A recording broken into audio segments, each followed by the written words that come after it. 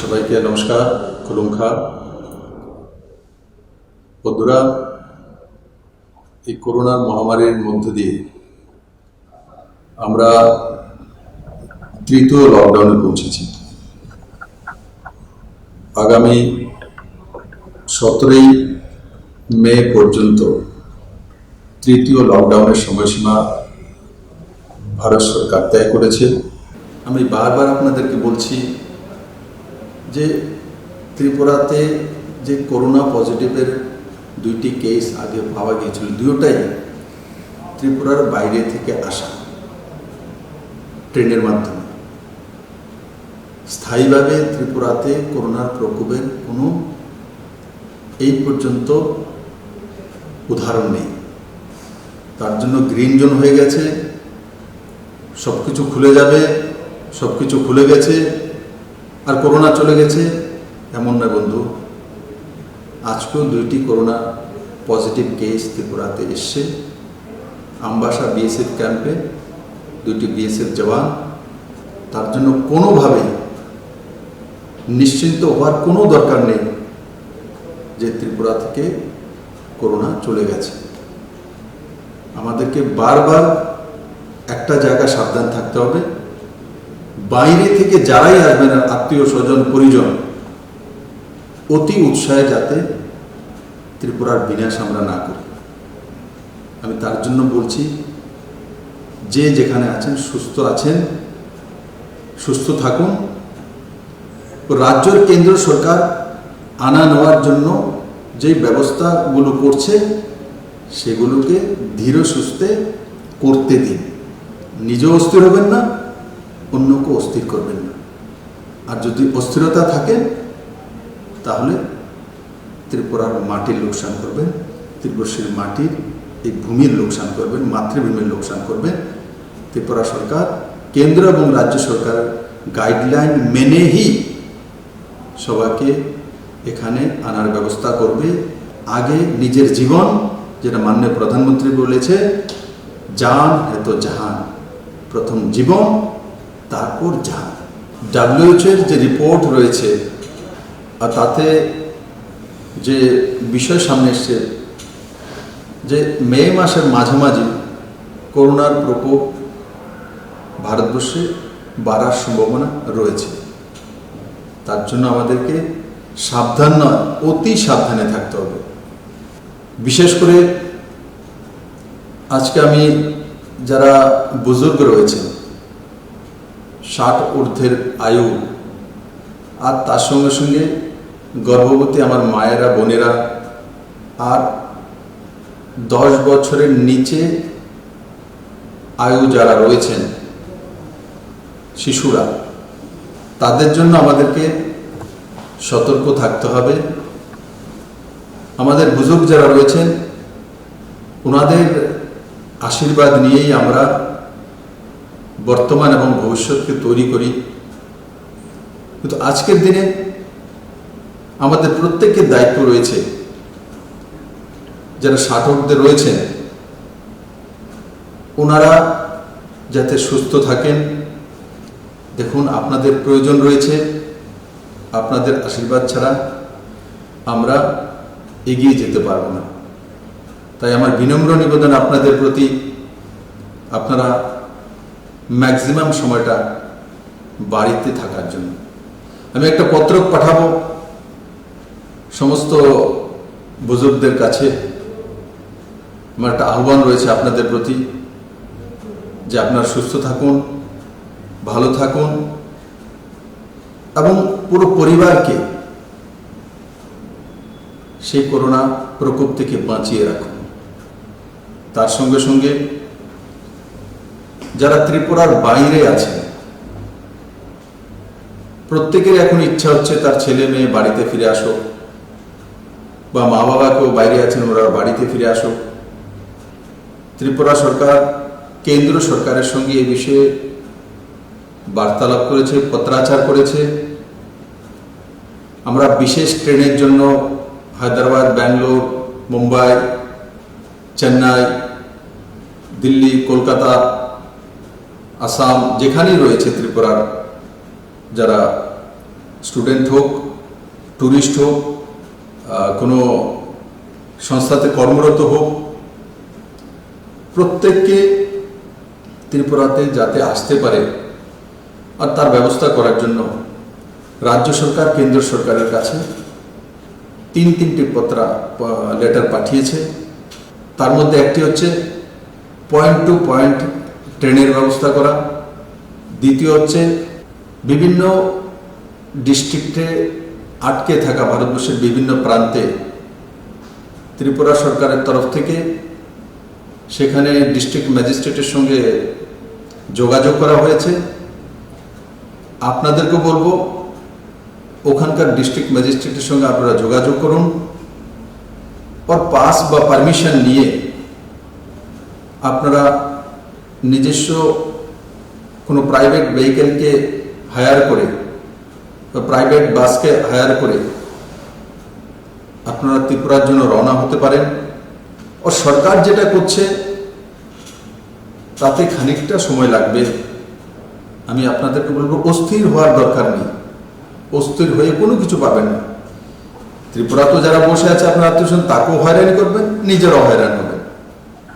Ultimately এত তাড়াতাড়ি এই করোনা প্রকোপ এই দুনিয়া থেকে যাবে না যতদিন পর্যন্ত না তার টিকাকরণ না বেরোচ্ছে, ভ্যাকসিনেশন না আসছে। তো স্বাভাবিকভাবে করোনার সঙ্গে আমাদেরকে যুদ্ধ করতে হবে এবং যুদ্ধে পরাজিত করতে হবে। অস্থির হলে কিন্তু করোনা জিতে যাবে। কারণ কি আমরা লক্ষ্য করেছি ত্রিপুরাতে দুইটি যে পজিটিভ কেস এসছে দুইটাই বাইরে থেকে ক্যারিয়ার হয়ে ট্রেনের মাধ্যমে হয়েছে, প্রমাণিত। ত্রিপুরার যে লোকাল আমাদের স্থিতি রয়েছে, বাতাবরণ রয়েছে, তার মধ্যে করোনার প্রকোপ আসেনি। যখনই বাইরে থেকে আসছে তখনই তার শিকার ত্রিপুরাবাসী হচ্ছে। তো তার জন্য ত্রিপুরাকে বাঁচিয়ে রেখে এই ব্যবস্থাগুলো আমাকে করতে হবে বা সরকারকে করতে হবে। যেই গুডস বা সামগ্রী নিয়ে ট্রাকগুলো বা লরিগুলো আসে তাদের মধ্যে বড় মাত্রায় ড্রাইভার, হেল্পার থাকেন। আপনারা অবগত আছেন, চেন্নাই থেকে আমার এক পরিবার চিকিৎসার জন্য গিয়েছিলেন, সেখান থেকে অ্যাম্বুলেন্স হয়ে ত্রিপুরাতে উদয়পুরে পৌঁছেছেন। আর ওনাদেরকে পৌঁছে দেওয়ার পর ত্রিপুরা সরকার তাদের স্যাম্পল নিয়েছে, যারা যারা এসছেন ত্রিপুরাতে, এবং ড্রাইভারের স্যাম্পল নেওয়া হয়েছে। এবং সেই স্যাম্পল যখন টেস্টিং করা হলো আর তার রিপোর্ট আসলো যে ড্রাইভার চেন্নাই থেকে এসছেন, উনি করোনা পজিটিভ, হেভি পজিটিভ পাওয়া গেল। কিন্তু ওই ব্যক্তি ততক্ষণ পর্যন্ত ত্রিপুরা ছেড়ে ওয়েস্টবেঙ্গলে পৌঁছে গেছেন। আমরা এখান থেকে খবর দিয়ে ওয়েস্টবেঙ্গল সরকারকে অবগত করানোর পর ওখানে ওনাকে কোয়ারেন্টাইন করা হয়েছে। তো একবার ভেবে দেখুন, গাড়ি নিয়ে চলে এসছে চেন্নাই থেকে, আর সঙ্গে করোনা ভাইরাস তো সঙ্গে নিয়ে এসছে। তো ত্রিপুরাকে তো তার থেকে বাঁচাতে হবে। আর তার জন্য ত্রিপুরা সরকার সিদ্ধান্ত করেছে যারাই driver, helper Tripura border cross করবে, যেখান থেকে আসুক পারমিশন নিয়ে, সেই যারা গাড়িতে থাকবে তাদেরকেও কোয়ারেন্টাইনে রেখে 100% স্যাম্পল টেস্ট হবে। স্যাম্পল টেস্ট হওয়ার পর তাকে সেই আইসোলেশন সেন্টারে রাখা হবে। রাখার পর যতক্ষণ পর্যন্ত না তার রেজাল্ট না আসছে, মানে একদিন হোক, 2 দিন হোক, তো তাকে সেই আইসোলেশন সেন্টারে ড্রাইভারকেও থাকতে হবে, হেল্পারকেও থাকতে হবে, এবং যারা আসছেন তাদেরকেও থাকতে হবে। যখন তাদের রিপোর্ট নেগেটিভ আসবে তখনই তাদেরকে বাড়িতে যাওয়ার পারমিশন দেওয়া হবে। এবং যারা গুডস নিয়ে আসছেন, ট্রাক ড্রাইভার এবং হেল্পার, আগে তার পুরো টেস্টিং হবে, তার রিপোর্ট আসবে, নেগেটিভ হয়েছে তবেই সে ত্রিপুরার অন্য প্রান্তে ট্রাক নিয়ে যেতে পারবে। ঠিক বাইরে থেকে যারা আসবে, যারা ট্রাভেলার, যারা ত্রিপুরা ট্যুরিস্ট বাইরে গিয়েছিলেন, যারা চিকিৎসার জন্য গিয়েছিলেন, যারা ছাত্রছাত্রী, যারা বিভিন্ন জায়গায় কর্মরত, তাদেরকে নিশ্চিত আনার ব্যবস্থা সরকার করবে এবং সাহায্য করবে। কিন্তু তাদের সবাইকে ব্যস্ত হলে হবে না। যেই ব্যবস্থাটা আমরা করেছি যে রেজাল্ট না আসা পর্যন্ত বর্ডার ক্রস করে তার বাড়ির সীমানা পর্যন্ত পৌঁছে যাবে, তা করতে দেওয়া হবে না। বন্ধুরা, যারা আমাদের বর্ডার ফেন্সিংয়ের ওইদিকে খেতি বাড়ি রয়েছে, তাদের জন্য কালকেই আমি একটা পত্রাচার করেছিলাম মাননীয় গৃহমন্ত্রী মহোদয়কে। উনি তৎক্ষণাৎ বিএসএফকে নির্দেশিত করেছেন যে এখন যে ফসল, ধান বা পাতা ফসল সেখানে রয়েছে, যাদের এই ফসল ত্রিপুরাবাসী, ওনারা যাতে কালেক্ট করতে পারেন এবং কাল্টিভেশন করতে পারেন, আবার ফসল লাগাতে পারেন, তার ব্যবস্থা করার জন্য আজকে নির্দেশিত করা হয়েছে। এবং তাতে 6-7 হাজার কৃষক পরিবার যারা রয়েছেন, যাদের জমি বর্ডারের ফেন্সিংয়ের ওপারে রয়েছে, গেট খোলার পর ওইদিকে যাবেন এবং নির্দিষ্ট সময়ের মধ্যে নিজের যে কৃষি কাজ সম্পন্ন করে আবার হেলথ ডিপার্টমেন্টের কর্মীরা সেই গেটে থাকবেন, বিএসএফ থাকবেন, অ্যাডমিনিস্ট্রেশনের লোকেরা থাকবেন, তাদেরকে স্ক্যানিং করে আবার এদিকে নিয়ে আসা হবে। এই বিষয়গুলো যারা ফার্মার্স রয়েছেন, যারা কৃষক রয়েছেন, তাদেরকে স্ট্রিক্টলি তা ফলো আপ করতে হবে এবং বিএসএফও সেই দিশাতে কাজ করবে। কারণ কোনো মতেই যাতে আমরা খেতি করার জন্য গেলাম বা ধান কাটার জন্য গেলাম বা আমাদের তরমুজের ক্ষেত্র থেকে তরমুজ কাটার জন্য গেলাম আর গিয়ে বাংলাদেশের লোকেদের সঙ্গে কথাবার্তা বলে আর ওখান থেকে করোনা সংক্রমণ নিয়ে চলে আসলাম, সেটা কোনো মতেই গ্রাহ্য করা হবে না। আর আপনারাও সাবধান থাকবেন, এটা যাতে কোনো মতে না করা হয়, না হলে আইন অনুসারে কঠিন ব্যবস্থা ত্রিপুরা সরকার নেবে। ভারত সরকার এবং ত্রিপুরা সরকার যেই নিয়ম নীতিগুলো লাগু করেছে, তার মধ্যে আপনাদের উপরে ফৌজদারি নিয়ম অনুসারে কেস ধার্য করা হবে। বন্ধুরা, গ্রিন জোন হওয়ার পর ত্রিপুরার যে মার্কেট কমপ্লেক্সগুলো, এগুলো ছাড়া বাকি দোকানপাট খোলা হয়েছে। আজকেই ত্রিপুরা সরকার নতুন নোটিফিকেশন করবে মাস্ক কম্পালসারি। যারাই দোকানে বসবেন মাস্ক পরতে হবে। আর দোকানের সামনে যদি 2 মিটারের দোকানের সামনে হয় তো 2 জন দাঁড়াতে পারবে। 1 মিটারের যদি দোকানের সামনেটা ফ্রন্ট হয় তো 1 জন দাঁড়াতে পারবে। তার জন্য দিশা নির্দেশিকা আজকেই ত্রিপুরা সরকার জারি করবে। এবং যারা মাস্ক দোকান খুলবেন আর মাস্ক পরবেন না, আপনি নিজের সেলফ মেডও করতে পারেন, জল গামছাও লাগাতে পারেন, নিট অ্যান্ড ক্লিন সাদা কাপড় লাগাতে পারেন, কিন্তু মাস্ক পরতে হবে কম্পালসারি। আর না হলে যেখানে ত্রিপুরা সরকারি ব্যবস্থা এবং পাবলিক সেক্টরের নিয়ম করে চালু করেছে, যারা মাস্ক পরে অফিসে আসবেন না তাদের প্রথমবারে 100 টাকা জরিমানা, দ্বিতীয়বারে 200 টাকা জরিমানা। ঠিক সেভাবে বাজারও যদি মাস্ক, যারা দোকান খুলেছেন মাস্ক যদি না পরেন, যারা পেট্রোল পাম্পে কাজ করেন তারা যদি না পরেন, যারা অটো ড্রাইভার, যারা রিক্সা ড্রাইভার, যারা অন্যান্য ভেহিকেলের ড্রাইভার, কম্পালসারি মাস্ক তাকে পরতেই হবে। এবং এটাও খেয়াল রাখতে হবে যে ওয়াশেবল কিনা। মাস্ক একবার পরলাম, ডেইলি একটাই পরলাম, তাকে রাত্রে একবার ধুয়ে নেওয়া, আর ধুয়ে ফ্রেশ করে তারপর সেটাকে আবার আমরা রিইউজ করতে পারি। তো তার জন্য প্রত্যেক দোকানে তাকে মাস্ক পরতে হবে। আর যে কাস্টমার দোকানে যাবে তাকেও মাস্ক পরতে হবে। আর দোকানদারদেরকে আমি অনুরোধ করব, আপনাদের প্রত্যেকের দোকানে মাস্ক আপনারা বিক্রিও করতে পারেন রেখে, তাতে কোনো অসুবিধা নেই। এবং যদি আপনার দোকানে কেউ চলে এসছে কোনো জিনিসপত্র কেনার জন্য, মাস্ক নেই, তো ওনাকে মাস্ক বিক্রি করে দিন। আর সেটা পুরো ত্রিপুরা রাজ্যে বাজার কমিটিগুলো আছে, আমি তাদের কাছে অনুরোধ করব মাস্ক ছাড়া যাতে দোকান না খোলা হয়, না হলে কিন্তু সরকার জরিমানা করবে, ফাইন করবে, হয়তোবা সেই মার্কেটই বন্ধ করে দেওয়া হবে যতক্ষণ পর্যন্ত না মাস্ক পরে দোকানি না বসছে। আর তার সঙ্গে সঙ্গে দোকানে মাস্ক পরা হচ্ছে কিনা, সঠিকভাবে ব্যবস্থা হচ্ছে কিনা, সেগুলো দেখার জন্য ভলেন্টিয়ার নিয়োগ করা। বাজারে যে কমিটি আছে ওনাদের মধ্যে থেকে তয় করে নিন ভলেন্টিয়ার। পুলিশ কতদিন আপনাদের কাছে থাকবে? আপনারা আপনাদের 50টা দোকান আছে, 30টা দোকান আছে, সবাই মিলে মান্থলি ভলেন্টিয়ার সিস্টেম চালু করে দিন।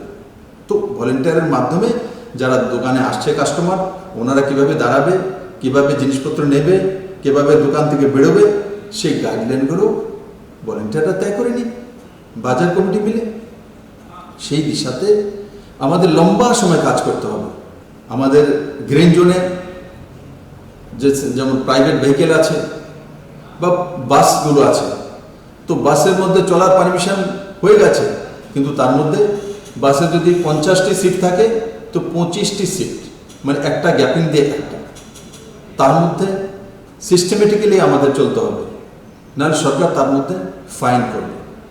বা আমাদের ছোট ছোট ভেহিকেল রয়েছে প্রাইভেট, তার মধ্যে কতজন বসবে, তো সরকার নির্ধারিত করতে চলছে 50%, যেটা বাসেও 50%, তো অটো তো সেটা দেখে অটোর সামনে একজন বসবে, তো পেছনে 2 জনের বেশি না।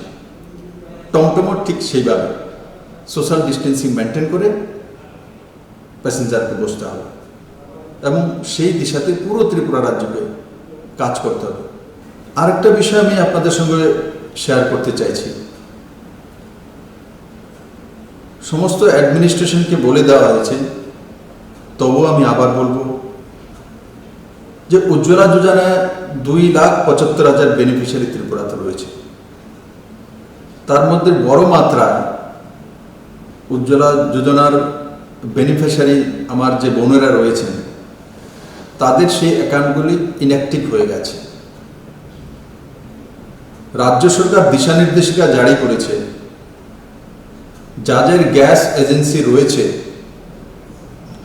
ওনারাই গ্যাস সিলিন্ডার নিয়ে সেই 2,75,000 পরিবারের কাছে পৌঁছে দেবেন এবং ইনঅ্যাক্টিভ অ্যাকাউন্টগুলিকে অ্যাক্টিভ করবেন, এবং ওনার অ্যাকাউন্ট থেকে গ্যাস এজেন্সির যে অ্যাকাউন্ট আছে তার মধ্যে যে পয়সা টাকা ট্রান্সফার হবে। এই সবগুলো কাজ গ্যাস এজেন্সিকে করতে হবে। এর জন্য রাজ্য সরকারের food and civil supply department নির্দেশিকা জারি করেছেন। যেই গ্যাস এজেন্সি সেই নির্দেশিকা পালন না করবেন তার উপর কড়া কার্যবাহী হবে, কড়া কার্যবাহী হবে। তার জন্য আমি সমস্ত ডিএমদেরকে, এসডিএম, বিডিও, বিভিন্ন নির্বাচিত প্রতিনিধি ও সর্বোপরি খুদ গ্যাস এজেন্সির মালিককে আমি আহ্বান করব যে এই 2,75,000 পরিবারের কাছে যাতে 3টি সিলিন্ডার 3 মাসে পৌঁছানোর যে পরিকল্পনা কেন্দ্র সরকার করেছেন, সেটা যাতে সঠিক সময়ে সঠিকভাবে তার বাড়িতে পৌঁছে যায়। বন্ধুরা, আমাদের প্রাইমারি সেক্টরগুলো যেমন agriculture, horticulture, animal husbandry, poultry, goatery, floriculture এবং তার সঙ্গে সঙ্গে যে ছোট ইন্ডাস্ট্রিগুলো, আমরা কাজ করতে শুরু করেছি। আমি আবারও সমস্ত ত্রিপুরাবাসীকে, আর বিশেষ করে এই ক্ষেত্রের সঙ্গে যারা রয়েছেন তাদেরকে আমি বলবো যে আপনারা কিভাবে 2 গুণা, 3 গুণা, 4 গুণা ফসল ফলানো যায়, বা সেই প্রাইমারি সেক্টরগুলোর মধ্যে আমরা কাজ করছি ফিশারিতে 3 গুণা মাছ উৎপাদন করা যায়, 2 গুণা যে পোলট্রি আমরা কাজ করছি কিভাবে 2 গুণা করা যায়, সেই বিষয়ে রাজ্য সরকারের যে আধিকারিক রয়েছেন তাদের সঙ্গে আলোচনা করে তৎক্ষণাৎ সিদ্ধান্ত করে কাজ শুরু করে দিন। আপনারা হয়তো বা অবগত নেই, ত্রিপুরার যে ট্যাক্স রেভিনিউ কালেকশন এপ্রিল মাসে 200 কোটি টাকা ট্যাক্স রেভিনিউ কালেকশন হওয়া উচিত ছিল, আর এপ্রিল মাসে মাত্র হয়েছে 20 কোটি টাকা, মানে মাত্র 10%, 90% নেই। নন ট্যাক্সেবল যে ইনকাম সেটা 25 কোটি টাকা হওয়া উচিত ছিল, সেটা মাত্র হয়েছে 15 কোটি টাকা। তো আপনাদের বুঝতে অসুবিধা হচ্ছে না যে সরকারের ট্যাক্স কালেকশন কম হচ্ছে, মানে 90% ট্যাক্স রেভিনিউ কালেকশন হচ্ছে না। আর নন ট্যাক্সেবল যে সেক্টর রয়েছে সেখানেও মাত্র 50% কালেকশন হচ্ছে, 50% কালেকশন হচ্ছে না। তার জন্য আমাদের সবার দায়িত্ব, প্রত্যেকের দায়িত্ব যে ত্রিপুরার যে রেভিনিউ কালেকশন যাতে বেশি হয়, ইনকাম সোর্স যাতে বাড়ে, আর তার জন্য প্রাইমারি সেক্টরগুলোর মধ্যে সবাই ঝাঁপিয়ে পড়ে। বন্ধুরা, চীন থেকে অনেক কোম্পানি এখন পুরো দুনিয়াতে চলে যাচ্ছে, আর সম্ভাবনা রয়েছে ভারতবর্ষেই সবচেয়ে বেশি আসা। তো ভারতবর্ষে যদি আসতে হয় তো আমাদেরকে সেই জমিন তৈরি করতে হবে। আমি আশা করি আমার ত্রিপুরাবাসী সবার আগে সেই জমিন তৈরি করবে। মাননীয় প্রধানমন্ত্রীজি দেশকে সম্বোধন করার সময় আরেকটা বিষয় বলেছে যে নিজেকে স্বনির্ভর করা, এই একটা সুযোগ এসছে। আমি আগেও বলেছি, রাবার যে আমাদের সবচেয়ে বড় যে এক্সপোর্টের বিষয় রয়েছে সেটা এখন বাইরে যাচ্ছে না।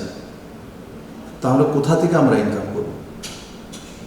তার জন্য নিজেকে স্বনির্ভর করার জন্য আমাদের এখান থেকে যাতে কোনো কিছু না যেতে হয়, আমরা যাতে এক টাকাও যাতে বাইরে ত্রিপুরাবাসীর না যায়, তাকে রুখা। আমার গ্রামের মধ্যেই যাতে শাকসবজি থাকে, আমার গ্রামের মধ্যেই যাতে ধান থাকে, আমার গ্রামের মধ্যে যাতে মাছে স্বয়ংসম্পূর্ণ হয়ে যায়, আমার গ্রামে যাতে ডিমে স্বয়ংসম্পূর্ণ হয়ে যায়, আমার গ্রামে যেন পাতা ফসলে স্বয়ংসম্পূর্ণ হয়ে যায়। আর প্রত্যেকটি বাড়ি যদি, গ্রামীণ বাড়িগুলো বিশেষ করে যে ত্যাগ করে নেয় যে আমার বাড়ির 3 গন্ডা জায়গা আছে ও তার মধ্যে সমস্ত পাতা ফসল আমি আবার লাগিয়ে দেব, যেই সিজনে যেটা হয়, আমি আর বাজার থেকে ক্রয় করব না, বরং বাজারে বিক্রি করব। তাহলে আপনি তো স্বয়ংসম্পূর্ণ সবজি তো হলেন, আবার বাজারও বিক্রি করার ব্যবস্থা করে দেবেন। যারা মাছের চাষ করেন যে না আমাদের গ্রামের কোনো লোক মাছ ক্রয় করে খাবে না, খাবে তো এই গ্রামের মাছই খাবে, তবে আপনার গ্রাম স্বয়ংসম্পূর্ণ হয়ে গেল মাছে। এই কাজগুলো আমাদেরকে করোনা প্রকোপ থেকে আমরা শিখেছি। তো আমি আশা করি আমার ত্রিপুরাবাসী মাননীয় প্রধানমন্ত্রী যে মার্গদর্শনটা করেছেন যে নিজেদের পরিবারকে স্বয়ংসম্পূর্ণ করা, নিজেরা কিভাবে বেঁচে থাকতে পারি তার সাধন নিজেরাই তৈরি করা, অন্যের উপর নির্ভরশীলতা থেকে বেরিয়ে আসা। ত্রিপুরা কেন্দ্র নির্ভরশীল রাজ্য, এবার আমাদের কাছে সুযোগ যে আমরা পরনির্ভরশীলতা থেকে বেরিয়ে স্বনির্ভর ত্রিপুরা তৈরি করার রাস্তা তৈরি করতে পারি। বন্ধুরা, এই করোনা প্রকোপের মধ্যেও দেখুন ত্রিপুরার অগ্রগতির যাতে না রুখে মাননীয় প্রধানমন্ত্রীজি সাবরুমে লজিস্টিক হাবের জন্য এডিবি স্যাংশন দিয়েছেন লোনে। এডিবি ডিপিআর চাইছে ত্রিপুরা সরকারের তরফ থেকে যে সাবরুমে লজিস্টিক হাব হবে। তার মানে ত্রিপুরা কোনোভাবেই শিল্পেও পিছিয়ে যাচ্ছে না, বিজনেসও পিছিয়ে যাচ্ছে না। যেই গতি নিয়ে ত্রিপুরা কাজ করা শুরু করেছে সেই গতিকে ধরে রেখেছে। কিন্তু লকডাউনের কারণে আমাদের ইনকাম কমেছে, আমরা ঘর থেকে বেরোতে পারিনি 1-1.5 মাস। তার ফলে যেখানে যেখানে আমাদের ইনকামের স্রোতগুলি রয়েছিল সেগুলো শিথিল হয়ে গেছে, সংকুচিত হয়ে গেছে, কিন্তু আমরা এখন গ্রিন জোনে চলে এসেছি। আর তার জন্য সবাইকে মিলেমিশে আজকে আমাদেরকে সেই কাজটা করতে হবে। বন্ধুরা, আমি আশা করি আপনারা যে যে দিশা নির্দেশিকা কেন্দ্র সরকার এবং রাজ্য সরকার লাগু করেছে সেগুলো সঠিকভাবে পালন করবে, সঠিকভাবে। না হলে যে কোনো সময় ত্রিপুরার লোকসান হতে পারে। আমি আপনাকে বলবো, যে কোনো সময়। এখন বাইরে থেকে যখন আমার ত্রিপুরাবাসীরা আসবে, তখন তার সঙ্গে ড্রাইভারও আসবে, তার সঙ্গে হেল্পারও আসবে। এগুলোর থেকে আমাদের সাবধান থাকতে হবে। সরকার তো সব ইনিশিয়েটিভ নেবে, কিন্তু আমাদেরও জাগরুক থাকতে হবে। আর বিনা প্রয়োজনে রাস্তাতে না বেরো। আজকে নির্দেশিকা যাচ্ছে, বিনা প্রয়োজনে কোনো ব্যক্তি যদি রাস্তায় হাঁটছে বা বাজারে ঘুরছে, তার উপর জরিমানা হবে, তার উপরে কেস হবে। প্রয়োজন ছাড়া রাস্তায় না বেরোনো। এখনো লকডাউন লাগু আছে, আর লকডাউন না থাকলেও যতদিন পর্যন্ত করোনার প্রকোপ রয়েছে, যতদিন পর্যন্ত ভ্যাকসিনেশন না বেরোবে, ততদিন পর্যন্ত আমাদেরকে এগুলো পালন করতে হবে। সোশ্যাল ডিস্টেন্সিং মেনটেন করতে হবে, মাস্ক পরতে হবে। আর তার সঙ্গে সঙ্গে যে দিশা নির্দেশিকা অনুসারে আমরা অটোতে চলবো, তো অটোতে সামনে অনলি ড্রাইভার থাকবে, পেছনে 2 জন বসবে। আর যেগুলো বাসেস রয়েছে 50% অকুপাই হবে, 50% খালি রাখতে হবে। আর অন্যান্য প্রাইভেট ভেহিকেল যেটা আছে সেটা তো তেমন, সামনে অথবা 4 হুইলার ড্রাইভার চালাচ্ছেন, যেই চালক আর তার সঙ্গে পেছনে 2 জন বসবে, এবং সেই অনুসারে ত্রিপুরা সরকার দিশা নির্দেশিকা জারি করবে। আমি আশা করি সমস্ত ত্রিপুরাবাসী সাবধানতার সঙ্গে সেগুলো পালন করবেন। আবারও আমি যারা ত্রিপুরার বাইরে আছেন তাদেরকে ত্রিপুরাতে ফিরিয়ে আনার জন্য আমরা ভারত সরকারের সঙ্গে আলোচনারত আছি। আর সঙ্গে সঙ্গে ট্রেন, বাস ও প্রাইভেট ভেহিকেল কিভাবে আনা যায়, ওই ডিস্ট্রিক্টের যে কনসার্ন ডিএম আছে তাদের সঙ্গে আলোচনা করে ত্রিপুরা সরকার খুব কম সময়ের মধ্যে যাতে আপনারা আপনাদের নিজ নিজ স্থানে ফেরত আসতে পারেন তার ব্যবস্থা কর্মরত রয়েছে। আমি আশা করি খুব কম সময়ের মধ্যে আপনারা ত্রিপুরা নিজ নিজ বাড়িতে ফেরত আসতে পারবেন। কিন্তু আমি আবারও বলবো, ওখানে থেকে প্যানিক না হওয়া, ওখানে থেকে হয়রান না হওয়া, ওখানে থেকে ফ্রাস্ট্রেশনে না ভোগা। আর মনে রাখতে হবে, খেয়াল রাখতে হবে, যদি আমি ব্যাঙ্গালোরে চাকরি করে থাকি বা চেন্নাইতে চাকরি করে থাকি, আমার কর্মসংস্থান সেখানে। আজকে না হোক 1 মাস পরে, 2 মাস পরে আমাকে আবার ফেরত ওখানে যেতে হবে, কারণ আমার সোর্স অফ ইনকাম সেখানে রয়েছে। তার জন্য প্যানিক হয়ে ছেড়ে দিলাম, সেটাই কিন্তু অন্তিম বিষয় নয়। আমার কর্মস্থল, আমার কর্মক্ষমতা, আমার ইনকাম সোর্স, সেটা হচ্ছে সবচেয়ে। তাহলে কি করতে হবে? হুমেজিক্যালি কোনো কাজ না করা। হুমেজিক্যালি কাজ সবসময় লোকসান দেবে। তার জন্য মাথা ঠান্ডা রেখে সুস্থভাবে চিন্তা ভাবনা করে কাজ করা। কারণ কি, কালকে আমি দেখেছি ব্যাঙ্গালোরে মেট্রো ট্রেনের কাজ শুরু হয়ে গেছে। তো এখন মেট্রো ট্রেনের মধ্যে যারা ইঞ্জিনিয়ার রয়েছেন যারা কাজ করা শুরু করে দিয়েছে, যারা লেবার রয়েছেন কাজ করা শুরু করে দিয়েছে। তো কাজ যখন শুরু করেছে, তো যারা বাইরে থেকে আছেন, তো এনারা কাজ করবেন, তবেই কাজটা শুরু করতে পারবে। আমাদের ত্রিপুরাতে এমন আছে, অনেক মাইগ্রেন্ট রয়েছেন, তাদেরকে দিয়ে আমাদের বিল্ডিং কনস্ট্রাকশন শুরু হয়ে গেছে। আমাদের 1800 কোটি টাকার NH এর কাজ, ন্যাশনাল হাইওয়ের কাজ টেন্ডার হয়ে গেছে, সেগুলো কাজ শুরু করতে চলছি আমরা। আমাদের বিভিন্ন টোডার ইনফ্রাস্ট্রাকচার শুরু করতে চলছি। আপনারা আগরতলা শহরে বেরিয়ে দেখুন যে স্মার্ট সিটির কাজ শুরু হয়ে গেছে, ড্রেনের কাজ শুরু হয়ে গেছে, পুকুরের কাজ শুরু হয়ে গেছে। তো এই কাজগুলো কে করছে? এখানেও বাইরের মাইগ্রেন্ট লেবার রয়েছে, এরাই কাজ করছে। এদের জন্য ত্রিপুরা সরকার ব্যবস্থা করেছে, খাওয়া দাওয়া, এক্সট্রা পয়সা দেওয়া, সেটা করেছে। ঠিক আমাদের যারা বাইরে রয়েছেন তাদের জন্য ওইসব রাজ্য সরকার করছে, বা কোনো রাজ্য সরকার করতে গিয়ে কিছু কিছু ঝামেলা হচ্ছে কারণ মহারাষ্ট্র, মুম্বাই বড় সিটি, বড় মাত্রা বাইরের লোক আছে, লাখো লোক রয়েছে, কোটি কোটি লোক রয়েছে ব্যাঙ্গালোরে, হায়দ্রাবাদে, চেন্নাইতে, দিল্লিতে, কলকাতাতে। তো স্বাভাবিকভাবে ভলিউম যখন বেশি হয় তখন তাকে ব্যবস্থা আনতে সময় লাগে। তার জন্য একটাই রাস্তা, ধৈর্য ধরতে হবে। করোনাকে পরাজিত করে আমাদেরকে এগিয়ে যেতে হবে, আর ভ্যাকসিনেশনের অপেক্ষায় থাকতে হবে। আমি আশা করি কম সময়ের মধ্যে WHO বা অন্যান্য দেশের যে হেলথ ব্যবস্থা রয়েছে বা সায়েন্টিস্ট রয়েছে, ওরা সক্ষম হবেন এই ভ্যাকসিনেশন বের করার জন্য। আমাদেরকে একটাই রাস্তা ধরে রাখতে হবে, সেটা হচ্ছে সোশ্যাল ডিস্টেন্সিং, মাস্ক ও সরকারি বিধিনিষেধ, ও বিনা প্রয়োজনে বাড়ি থেকে না বেরোয়া, বিনা প্রয়োজনে বাড়ি থেকে না বেরোয়া। হাওয়া পানি নেওয়ার জন্য বেরিয়ে আসলাম ঘোরার জন্য, তাহলে কিন্তু জরিমানা হবে, ফাইন হবে। সরকার সেই বিষয়ে দিশা নির্দেশনা জারি করছে। আমি আশা করি আমার সমস্ত ত্রিপুরাবাসী যেই দিশা নির্দেশিকা কেন্দ্র সরকার দিয়েছে, মাননীয় প্রধানমন্ত্রী দিয়েছে, আপনারা সেগুলো পালন করবেন।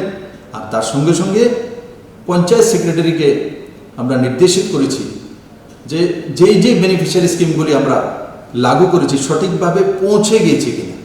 ডিএম এর কাছ থেকে রিপোর্ট এসছে, কিন্তু আমি কালকেই চিফ সেক্রেটারিকে নির্দেশিত করেছি যে সমস্ত পঞ্চায়েত সেক্রেটারিদের অনলাইন আমাদের একটা গ্রুপ রয়েছে, ভারতবর্ষের কোনো রাজ্যে নেই, একমাত্র ত্রিপুরা রাজ্যে রয়েছে।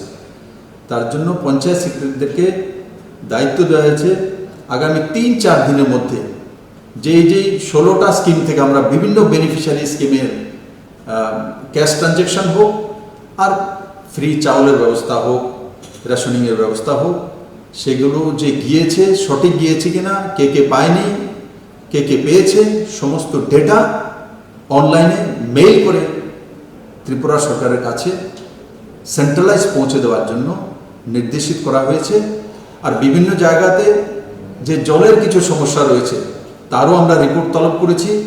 আর এই 1.5-2 মাসের মধ্যে অনেক টিউবওয়েল, ডিপ টিউবওয়েল এগুলোকে আমরা রিপেয়ার করেছি, এবং কিছু বাকি রয়েছে সেগুলোও রিপেয়ার করে যাতে শুদ্ধ পানীয় জল প্রত্যেক গ্রামবাসীর কাছে পৌঁছে যেতে পারে, সেই দিশাতেও রাজ্য সরকার কাজ করছে।